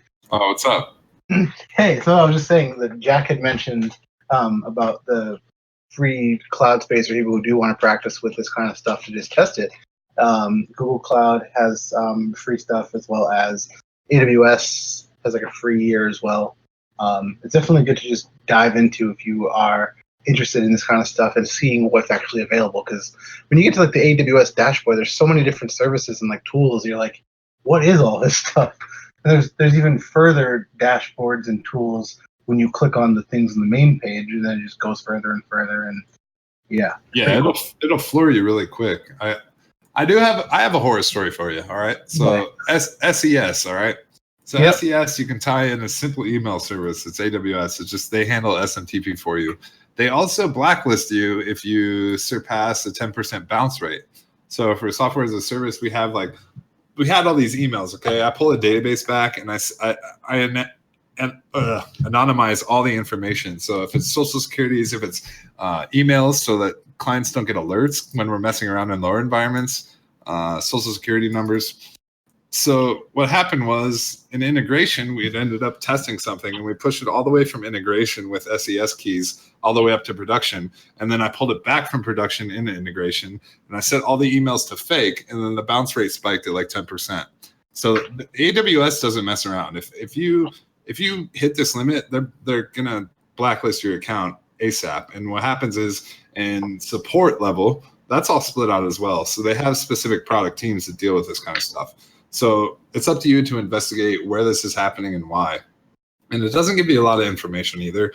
But I ended up finding out that we had pulled back these production SES keys and accounts. We'd put them in integration, and then it hit all these @fake.com addresses, and it ended up killing our production account, which really sucked. So as from the software as a service perspective, you need to proactively think about, yes, you might test from integration on your way up, but then also be able to remediate and strip out what's lower once you actually do. And I think that a lot of vendors fail at that. There's a lot of times where stuff breaks for bullshit reasons. I didn't know about the 10% bounce rate or whatever it is that kills SES. I mean, that'll be a nicer, thing to test on a few clients. Just try and reset passwords repeatedly, like the burp repeater or whatever. And then you can also set up CloudWatch, which is like their monitoring service. You can set CloudWatch limits very easily through a GUI. So you can say, like what I did after the fact is I was like, hey, if this ever goes above 5%, I want an alert sent to this address. So it's about being proactive in that sense. Like if you do ever have a problem, what did you do to ensure that never happens again? Yeah. I think with the bounce backs as well, you can forward them off to an SNS topic and then have them. SNS is another AWS term that people can go and Google, but you can have your dead letter queue go off to SNS and take action from there automatically. Yeah, it's because it's all about getting somebody to actively look or pay attention. Right. Yeah. I mean, that's one of the things. I guess that's the goal that we've been talking about this whole show is, automating the processes, basically like automating people out of jobs, but then also having people sit there and take notice of the results of those machine people. Once you automate it, they typically fire you.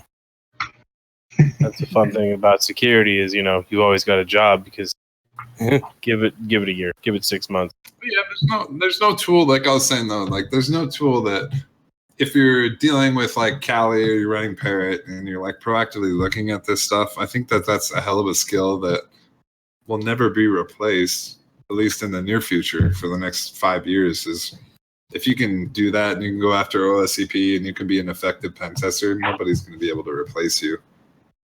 You might have all the side skills side skills and automation, but that's one I don't see being replaced anytime soon. I think that's why like third-party services exist for bug hunting. Mm-hmm. Yeah, definitely very high in demand stuff. I think security is probably going to be a recession-proof, skill set. Yeah, a lot of people say there's a job shortage. A skills shortage in cybersecurity, but I don't really think there is. I think it might be the other way around, that people aren't asking the right questions. Like Zoph was saying before, like sysadmins learning everything they need to know, and then they can understand security. So. And it's not something you do in school too. And I think that's kind of like where I came up, as being like a rebellious person against authority. I knew that if I were to go to school for this stuff, like there was no degree and there was nothing put on paper and there was no cert that was going to cover the like vast amount of knowledge from like a stack perspective that I actually wanted to know. And it was like, if I do get out of college, like what stack did I learn on? What's changed in between? And then you also have to catch up. For a lot of people, like if you're listening to this and if you're 18 and you're wondering what the fuck you should do with your life, do your own thing. Like get in and learn it. The hardest part is going to be finding a good mentor or someone to teach you and actually show you these things on a screen and explain them in full to you. And that's where I had the hardest time. Like the first 5 years of my career were fucking terrible. I had people that didn't want to listen to me, that wouldn't give me a chance, that wouldn't give me a senior role just because I didn't have a piece of paper, and it was bullshit. And I think that I'm like self-sustaining proof that if you have the drive and you have the capacity to learn this and proactively research what you're doing, and you happen to be in a tech mecca like Colorado or California or Portland. True. I mean, I don't know. I grew up in the middle of nowhere, and I moved basically to get into tech as soon as I could. And again, like what's my bio on Twitter? Old enough to remember when the only computer misuse certificates came from the streets. Because you're totally right. Like nobody's teaching this stuff. And I was just saying before the show how yesterday, if anybody saw the tweets, I busted into a criminology class at a university right at the end, and I thought they were going to. The lecturer was expecting me, and they weren't. And I just like walked in. They were like, I was just like, "Hey, I heard you talking about hacking," and they were like, "What? Did you want to say something?" I'm like, "I don't know. Did you want me to say something?" And they're like, "Oh, we're finishing up," and then the things they were teaching in this class about hacking were, like you said, like so out of date, and they were using the term like hacker and cracker and stuff, teaching like this class, and I was like, what? You need to know the difference between viruses and Trojans. Like, oh my god, okay, sure. Yeah, right. So it was pretty hilarious. Reading white papers, to be honest. Like, if you can get into one of those institutions like IEEE, they have a bunch of security research papers, and you read through those, and you can kind of sift through it. Like, oh, okay, those are some of the things that people that do crime do. Yeah, you bring up a really good point too. Is it's like, how many security products are you running on these instances or cloud servers? Like, what do they actually remediate for? So, talk about like malware. You talk about antivirus. You talk about ransomware. There are multiple levels of the stack that you should be fucking protecting against. And it's like the hardest thing when you like, when you read something and you're like, okay, they just had AV. Like, what about this malware that got through? Or what about this ransomware that affected them? Like, why did it affect them? Were they running old protocols? Like, I have a solution for AV DAT files. I have a solution for, malware. I have a solution for ransomware, and they're all separate for a damn good reason. There's no all-in-one solution. And I think that's that's something a lot of people just don't think about. Yeah, I guess a good example of when it was like Code Red or Slammer or something from around that time, like network traffic just being hammered out of boxes. It could have been cut off. Yeah, they let that one box get smashed, but And speaking of security, sorry, you go. Do you run any honeypots in your environment? Is that a corporate secret? You talk about it, or it's fun. It's fun to run dead ends for people to hit. I mean, you proactively see what they're doing, and from then you just build a baseline, or you build in rules to stop the shit in the first place. But it's great to look on Shodan and see what's publicly available and see what people can hit and can't, and what they do with it. So yeah, I do. It's fun for me. Like, I think that I'm like one of those weird engineers, and getting to like the architect level now, to where I truly appreciate like what people do, what the methods they use, and being able to defend against it is a fun part for me. Like, I'll fight you guys all fucking day. Like, bring it on. Oh yeah. So it's getting the end of the show now. I should probably jump off, but I'd like to thank you very much for coming on here. Is there any way that we can have people contact you if they have any more questions? Yeah, I'm zuphzuph on Twitter. You guys can see me here if you're listening to the stream, so it's pretty easy to find me. Oh yeah. Also, what is your GitHub? Is that on your website? GitHub is zuphzuph as well. Everything's pretty generalized, so you guys should be able to come across that stuff. A lot of scripts that I write have been generalized, whether they be like an automation in process, like user onboarding, for instance, or doing this kind of stuff, like I was saying, custom queries against databases and sending them back over SMTP connections. And yeah, just definitely research the shit out of anything you guys set up from a defensive perspective and decide if that's like the best protocol or route to go. And from then. Who can access what and why? It's a damn good question. Awesome. Well, thank you very much for coming and hanging out. It's been awesome. Please, anybody if you have any questions, let us know. Let Zuph know. We'll be putting some of the notes in our show notes, along with his website, GitHub, and everything else. Tune in next week. We'll be talking to Wave Guy D, the host of Hacker Warehouse, courtesy of Not Pike. And we've got actually in our show notes, if you saw, we have a bunch of cool upcoming shows. So we will see you guys next Tuesday. Yeah, thank you much. I appreciate you guys. Oh yeah, The best crowd. Night, y'all. Thanks, man.